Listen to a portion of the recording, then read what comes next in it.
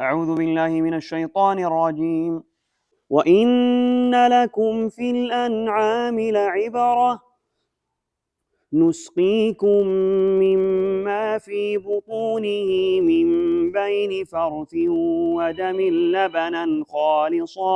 لبنا خالصا سائغا للشاربين ومن ثمرات النخيل والأعناب تتخذون منه سكرا ورزقا حسنا إن في ذلك لآية لقوم يعقلون. وأوحى ربك إلى النحل أن اتخذي من الجبال بيوتا ومن الشجر ومما يعرشون ثم كلي من كل الثمرات فاسلكي سبل ربك ذللا يخرج من بطونها شراب مختلف ألوانه فيه شفاء للناس إن في ذلك لآية لقوم يتفكرون. والله خلقكم ثم يتوفاكم ومنكم من يرد إلى أرذل العمر لكي لا يعلم بعد علم شيئا إن الله عليم قدير. والله فضل بعضكم على بعض في الرزق فما الذين فضلوا براد رزقهم على ما ملكت أيمانهم فهم فيه سواء أفبنعمة الله يجحدون.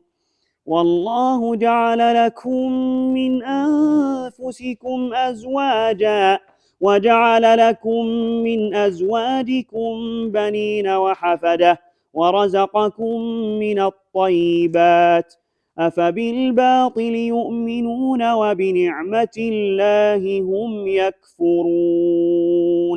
بسم الله الرحمن الرحيم. الحمد لله والصلاة والسلام على رسول الله وعلى آله وصحبه ومن والاه.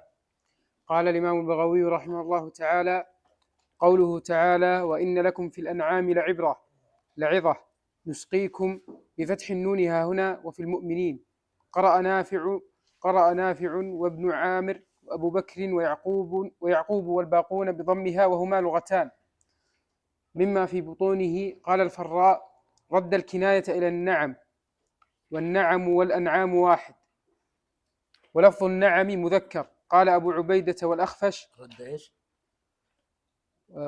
رد الكناية إلى النعم، والنعم والأنعام واحد، ولفظ النعم مذكر.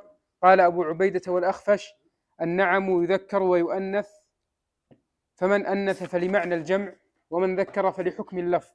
قال الكسائي: رده إلى ما يعني في بطون ما ذكرنا. وقال المؤرج: الكناية مردودة إلى البعض والجزء، كأنه قال: نسقيكم مما في بطونه اللبن، إذ ليس لكلها لبن واللبن فيه مضمر. نعم. إذ ليس لكلها لبن واللبن فيه مضمر من بين فرث، وهو ما في الكرش من الثقل. فإذا ثفل لا صحها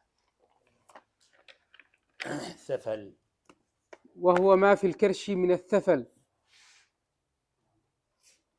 فإذا خرج منه لا يسمى فرثا. ودم اللبن خالصا من الدم والفرث، ليس عليه لون دم ولا رائحة فرث، سائغا للشاربين، هنيئا يجري على السهولة في الحلق. وقيل إنه لم يغص أحد باللبن قط.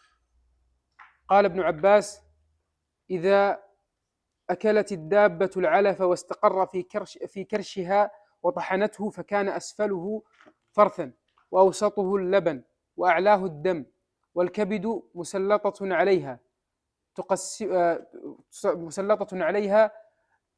تقسمها بتقدير الله تعالى، فيجري الدم في العروق واللبن في الضرع، ويبقى الفرث كما هو.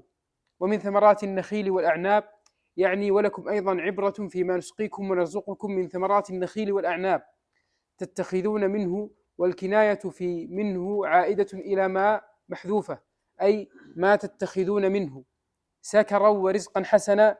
قال قوم: السكر الخمر، والرزق الحسن الخل والزبيب والتمر والرب. قالوا: وهذا قبل تحريم الخمر. وإلى هذا ذهب ابن مسعود وابن عمر وسعيد بن جبير والحسن ومجاهد. وقال الشعبي: السكر ما شربت، والرزق الحسن ما أكلت. وروى العوفي عن ابن عباس أن السكر هو الخل بلغة الحبشة. وقال بعضهم: السكر النبيذ المسكر، وهو نقيع التمر والزبيب إذا اشتد، والمطبوخ من العصير، وهو قول الضحاك والنخعي. ومن يبيح شرب النبيذ ومن يبيح شرب النبيذ ومن حرمه يقول: المراد من الآية الإخبار لا الإحلال. وأولى الأقاويل أن قوله تتخذون منه سكرا منسوخ. روي عن ابن عباس قال: السكر ما حرم من ثمرها، والرزق الحسن ما أحل. وقال أبو عبيدة: السكر الطعم، يقال هذا سكر لك أي طعم، إن في ذلك لآية لقوم يعقلون. بسم الله الرحمن الرحيم. الحمد لله رب العالمين، صلى الله وسلم على نبينا محمد وعلى آله وصحبه أجمعين. اللهم علمنا ما ينفعنا وانفعنا بما علمتنا، زدنا علما يا رب العالمين. سبحانك لا علم لنا إلا ما علمتنا، إنك أنت العليم الحكيم. يقول الله عز وجل: وإن لكم في الأنعام لعبرة نسقيكم مما في بطونه من بين فرث ودم لبنا خالصا سائغا للشاربين. يبين الله عز وجل في هذه الآية الكريمة العبرة العظيمة والمنة الجسيمة في خلقه لهذه الأنعام المسخرة للإنسان، ومن عظيم تسخيرها ما يخرجه الله عز وجل من بطنها من اللبن الخالص السائغ للشاربين. وقد أوضح الله هذا المعنى في آيات أخر، كما في قوله تعالى: وإن لكم في الأنعام لعبرة نسقيكم مما في بطونها ولكم فيها منافع كثيرة ومنها تأكلون. وقوله تعالى: والأنعام خلقها لكم فيها دفء ومنافع ومنها تأكلون. وقوله تعالى: أولم يروا أنا خلقنا لهم مما عملت أيدينا أنعاما فهم لها مالكون وذللناها لهم فمنها ركوبهم ومنها يأكلون ولهم فيها منافع ومشارب أفلا يشكرون. وجاء الضمير في قوله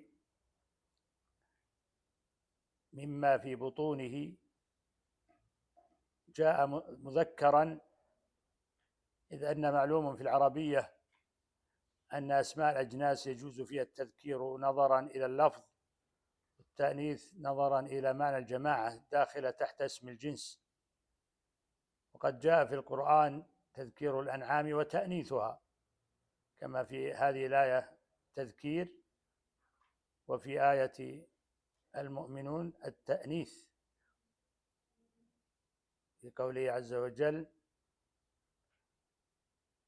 وإن لكم في الأنعام لعبرة نسقيكم مما في بطونها ولكم فيها منافع كثيرة ومنها تأكلون. فجاء التذكير والتأنيث.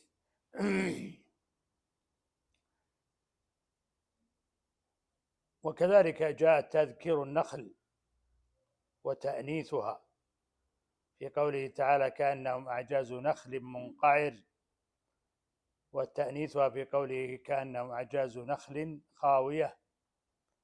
كذلك جاء تذكير السماء وتأنيثها في قوله: السماء منفطر به، وفي قوله: والسماء بنيناها بأيد وإنا لموسعون، ونحو ذلك من الآيات.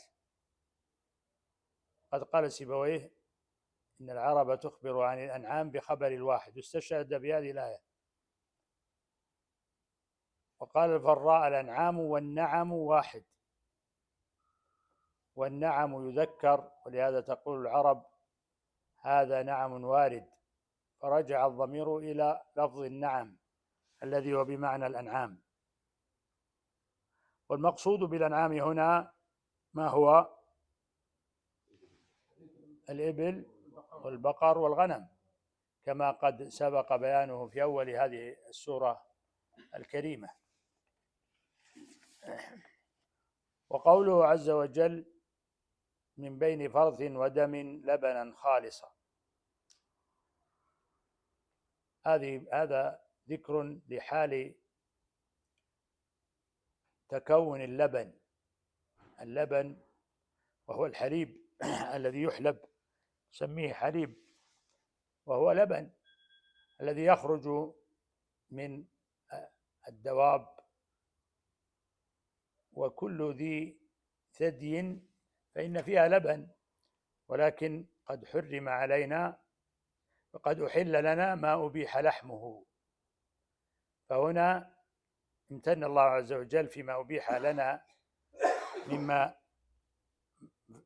أبيح لحمه من الإبل والغنم والبقر، في أن الله عز وجل يخرج من ضروعها اللبن الخالص،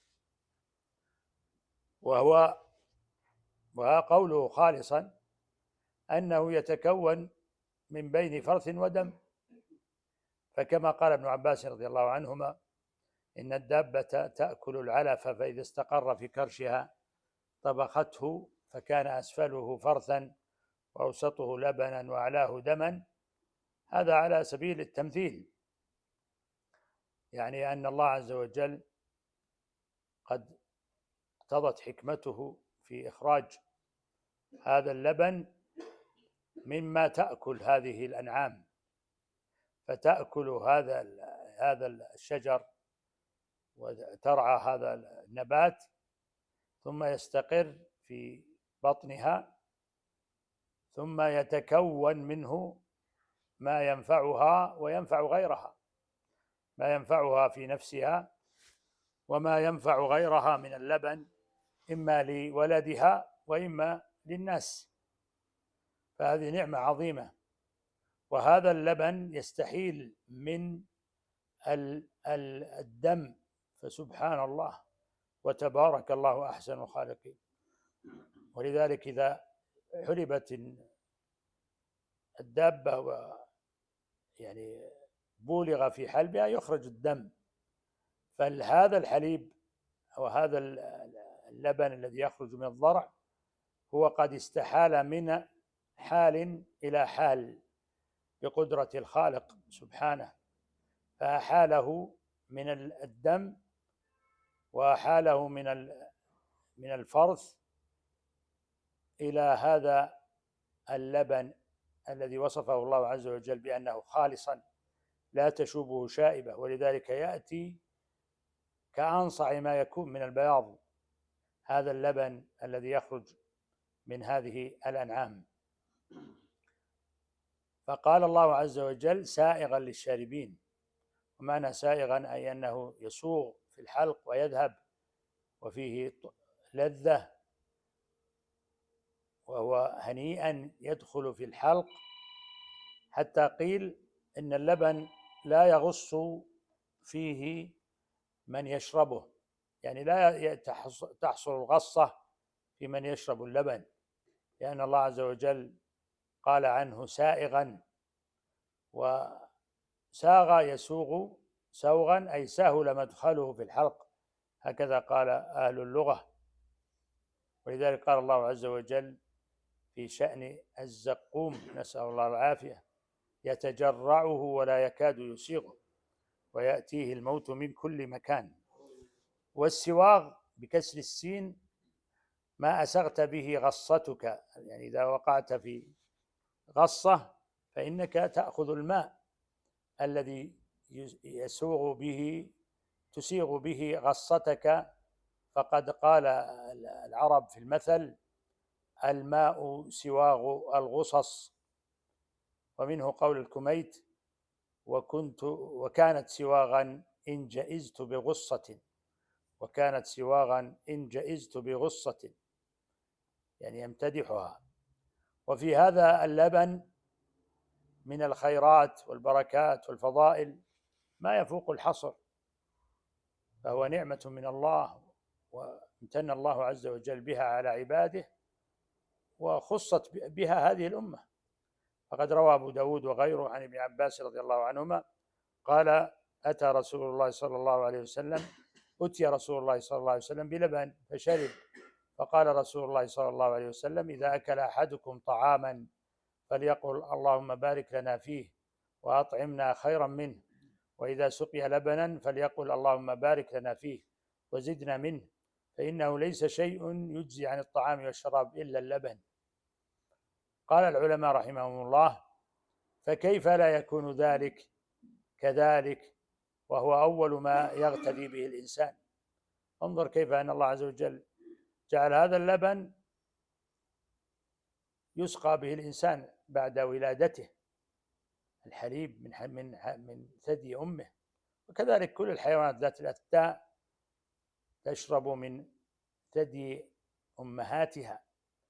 فهذا لا شك أن الله عز وجل جعل له خصائص عظيمة. قال العلماء: فكيف لا يكون كذلك وهو أول ما يغتدي به الإنسان وتنمى به الجثث والأبدان، فهو قوت خلي عن المفاسد وبه قوام الأجسام. كما أن من فضل اللبن أن جبريل عليه السلام جعل اختيار الرسول صلى الله عليه وسلم للبن على الخمر علامة على هداية هذه الأمة. فقد جاء في الصحيح في الحديث في الإسراء: فجاءني جبريل والمعراج، فجاءني جبريل بإناء من خمر وإناء من لبن فاخترت اللبن، فقال لي جبريل: اخترت الفطرة، أما إنك لو اخترت الخمر غوت أمتك. ثم إن في الدعاء بزيادة منه علامة الخصب وظهور الخيرات وكثرة البركات، فهو مبارك كله. فالحمد لله الذي هدى نبينا صلى الله عليه وسلم محمدا صلى الله عليه وسلم لهذا الشراب المبارك لترشد أمته. وهذا ظاهر اليوم، فالناظر للمسلمين يرى عنايتهم باللبن بيعا وتصنيعا وإنتاجا، وإذا نظرت إلى الكافرين ترى اهتمامهم بالخمر بيعا وتصنيعا وإنتاجا. ثم انظر إلى ما يؤول حال كل من الفريقين بحسب ما يؤدي إليه مشروبهما. فمن يشرب اللبن يتغذى جسمه ويستفيد، ومن يشرب الخمر فإنه يذهب العقل ويجعل الحليم العاقل كالطفل كالمجنون يتخبط. فسبحان الله كيف هدى الله عز وجل هذه الأمة إلى هذا الشراب الطيب المبارك. وهنا ذكر الله عز وجل اللبن وما يستخرج من ضروع الأنعام، والمشهور عندنا فيما هو معروف أن الذي نستخرجه نسميه حليب، وهذا يعني من اصطلاح الناس ولا مشاحة في الاصطلاح، فإن حليب بمعنى فعيل بمعنى مفعول، يعني محلوب، وإلا فهو لبن. وإخواننا السودانيين يقولون لبن عن الحليب ولا لا؟ أو المصريين كذلك، تبغى شاي باللبن، ها؟ هذا صحيح كلامهم. وبقي مسألة في هذه الآية، فقد استدل العلماء بها على طهارة المني.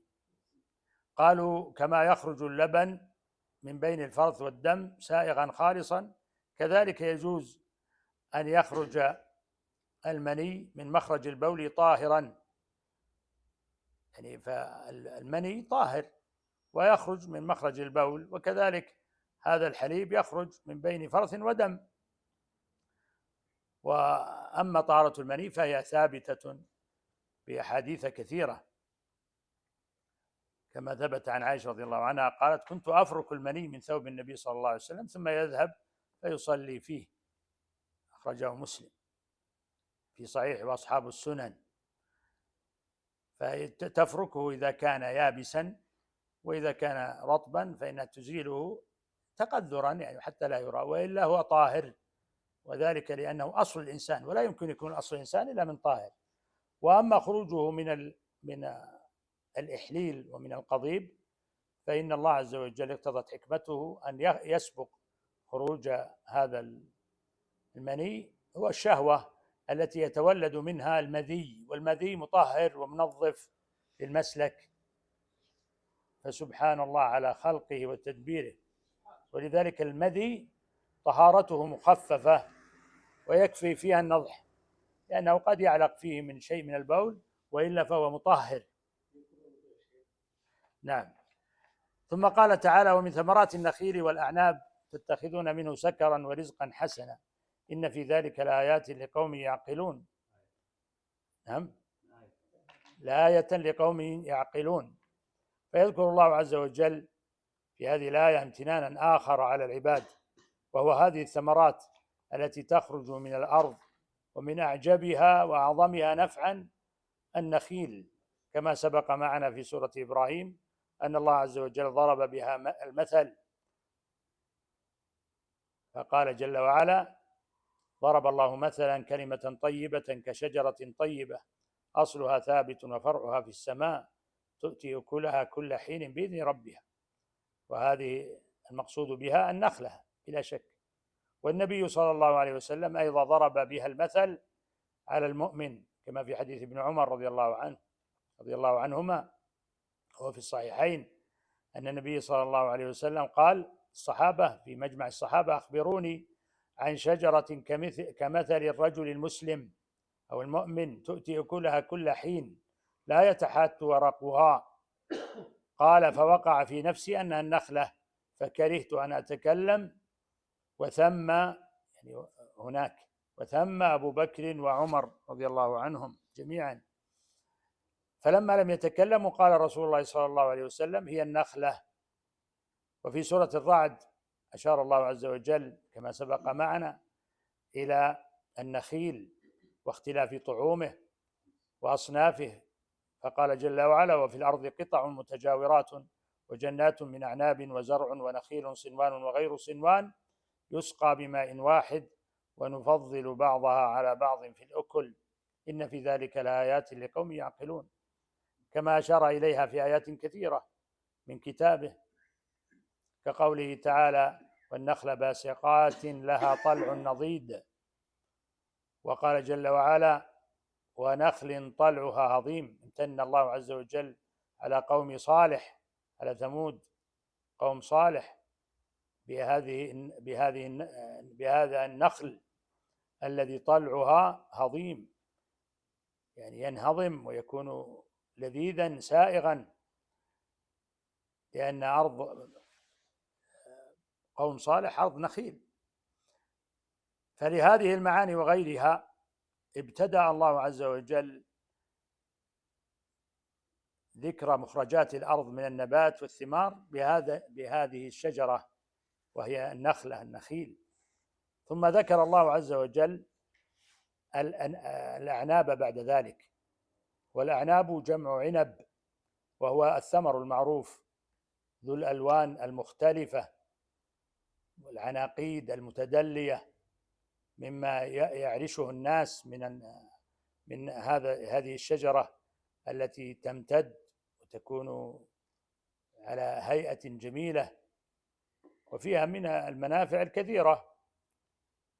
وقد كانت العرب تسمي العنب كرما، وذلك لمحبتهم له، لأنه أصل الخمرة المحبوبة لديهم، فبالغوا في الثناء عليها، فكسوها على مصدر هذه الخمرة، فكسوها هذا الاسم الخاص، كما قال الشاعر: إذا مت فادفني إلى أصل كرمة يروي عظامي في التراب عروقها، ولا تدفنني في الفلاة فإنني أخاف إذا ما مت ألا أذوقها.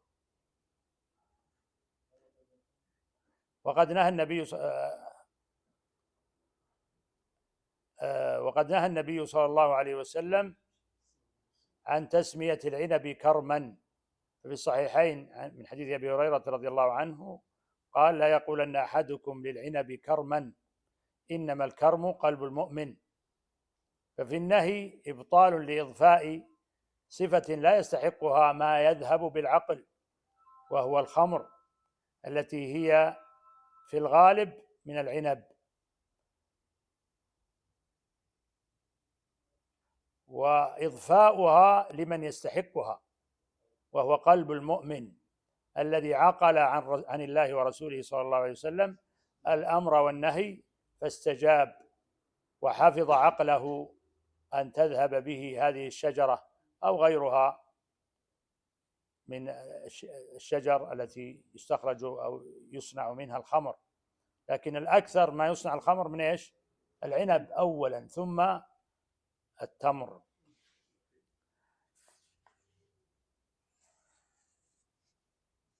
وقوله تعالى: تتخذون منه سكرا ورزقا حسنا. اختلف العلماء رحمهم الله في المقصود بقوله سكرا هنا على أقوال ثلاثة. قول الأول أن المراد بالسكر هنا الخمر، وقال به جمهور المفسرين من الصحابة وغيرهم، فهو مروي عن ابن مسعود رضي الله عنه وابن عمر رضي الله عنهما وجمهور المفسرين من الصحابة وغيرهم، وروي أيضا عن الحسن وسعيد بن جبير ومجاهد وإبراهيم بن أبي ليلى والزجاج وابن قتيبة. وقالوا إن هذه الآية نزلت حين كانت الخمر مباحة، يعني في لأنها مكية، نزلت في أول الإسلام، ثم نسخت كما سبق الكلام ذلك، ثم نسخت وما ذكرنا الكلام فيها. ثم القول الثاني أن السكر هو الخل بلغة الحبشة، وقد رواه العوفي عن ابن عباس، وقال الضحاك هو الخل بلغة اليمن سكر. والقول الثالث أن السكر هو الطعم، يقال هذا له سكر أي طعم، واستشهدوا بقول الشاعر: جعلت عيب الأكرمين سكرا، جعلت عيب الأكرمين سكرا أي طعما. ورجح هذا القول الإمام ابن الطبري رحمه الله، والراجح من الأقوال هو قول الجمهور، وأن المراد بالسكر هو الخمر، كما قال الأخطل: بئس الصحاة وبئس الشرب شربهم، إذا جرى فيهم المزاء والسكر، يعني السكر والخمر.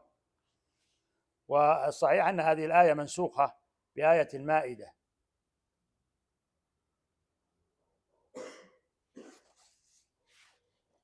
وهذه الآية مكية نزلت قبل تحريم الخمر،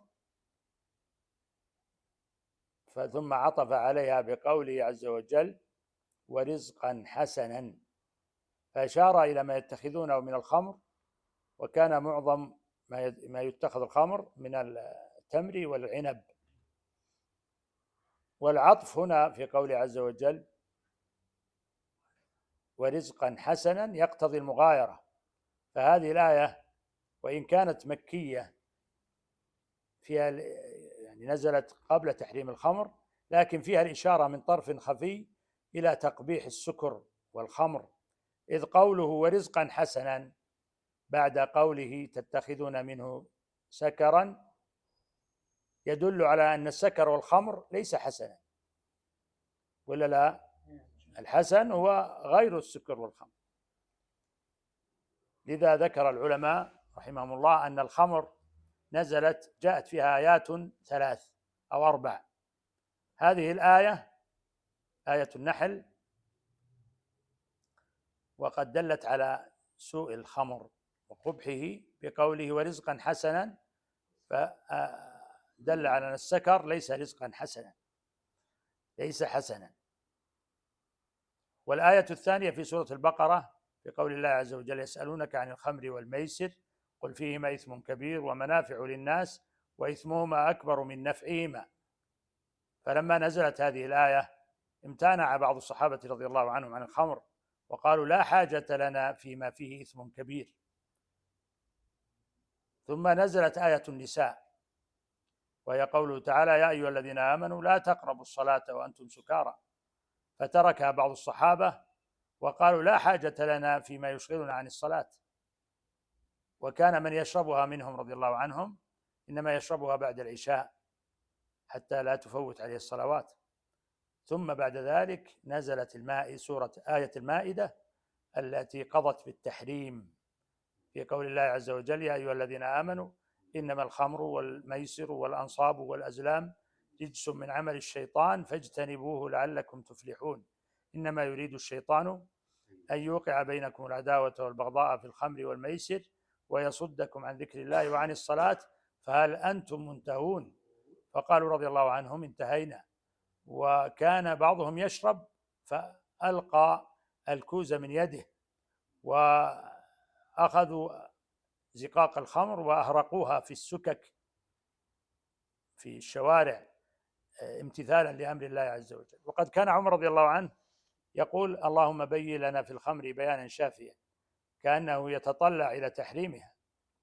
فجاءت الآية بعد ذلك بتحريمها، وقد كان ذلك في السنة الثالثة من الهجرة بعد غزوة أحد. وقوله تعالى: ورزقا حسنا،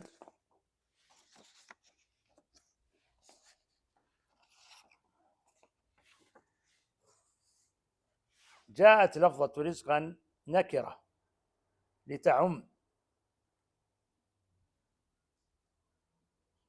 وجاءت أيضا موصوفة رزقا حسنا لمزيد الثناء على غير ايش؟ على غير السكر، تتخذون منه سكرا، ثم قال ورزقا حسنا، فالسكر ليس رزقا حسنا، وإنما الرزق الحسن خلافه. ما هو الرزق الحسن؟ قال العلماء: هو التمر والرطب والعنب والزبيب والدبس والعصير، اتخذ منها عصير، كل هذه من الرزق الحسن في هذه الثمرات. أما الخمر فليس كذلك، هذا قبل أي تحريمها. فهذه الآية تشير من طرف خفي إلى تكريه الناس والمسلمين بها، فالرزق الحسن في خلاف الخمر. ثم بعد ذلك حرمها الله عز وجل كما في آية المائدة التي أنهت النسخ ونسخت الآيات السابقة في شأن الخمر وكان فيها التحريم. ثم قال الله تعالى في آخر هذه الآية: إن في ذلك لآية لقوم يعقلون. يعني في هذه النعم عامة، في هذه النعمة المذكورة عامة، أو فيما ذكر الله عز وجل في هذه الآية خاصة، دلالة واضحة عظيمة على قدرة الرب سبحانه وتعالى وعظيم منته على خلقه. ولعل ختمها بقوله لقوم يعقلون إشارة إلى نعمة العقل، إلى نعمة العقل التي يسلبها من شرب هذه الخمر. فهذا أيضا تعريض بسوء فعل من أذهب عقله. لذلك العقل نعمة عظيمة الله أنعم الله عز وجل بها على الإنسان وخص الإنسان بها، فكيف يأتي الإنسان بنفسه وبطوعه واختياره ثم يذهب هذا العقل وهذه النعمة العظيمة؟ ولذلك كان من العرب قبل الإسلام من يمتنع عن الخمر ولا يشربها ويقول: كيف أضيع عقلي؟ لأنه يرى هؤلاء السكارى وما يؤول بهم الحال أن يكونوا كالمجانين ويفعلون أفعالا يعني مضحكة، فينأى بنفسه، يعني يفعل بنفسه كذلك. ثم إن هناك ملحظ آخر، أن الله امتن في الآية السابقة باللبن الذي هو شراب الفطرة وخص به هذه الأمة، أمة محمد صلى الله عليه وسلم، وأثنى عليه، أثنى على اللبن وقال: لبنا خالصا سائغا للشاربين، يعني سائع في الحلق لذيذ مجراه، ثم عاقبته حميدة في نفع البدن وفي الفائدة العظيمة من هذا اللبن. وأما الخمر فإنه عكس ذلك، فكانه تعريض بالشراب المسكر ذي الغصص في مبدئه ومنتهى. فهو الشراب المسكر يعني فيه غصص عظيمة، ولكن سبحان الله كيف أن الإنسان يذهب إليه ويسلك هذا المسلك الشائن. لكن الحمد لله الذي حرمه الله على المسلمين، وحمى الله عز وجل به عقولهم من أن يتخبطوا بهذا الشراب المسكر ويكونوا كالمجانين، فلله الحمد على ذلك. فهذه الآيات كلها مكية وفيها إشارات إلى تقبيح هذا الشراب وتقبيح عند المسلمين. وهذا التدريج في تحريم الخمر قال العلماء سببه محبة العرب للخمر، كما في الشعر الذي ذكرته لكم، كانوا يحبون الخمر محبة شديدة، فكان من حكمة الله عز وجل أن يدرج التحريم حتى انتهى الأمر إلى تحريمها بالكلية في آية المائدة. ونقف على قول الله عز وجل: وأوحى ربك إلى النحل أن اتخذي من الجبال بيوتا ومن الشجر ومما يعيشون، والله أعلم، وصلى الله وسلم على نبينا محمد.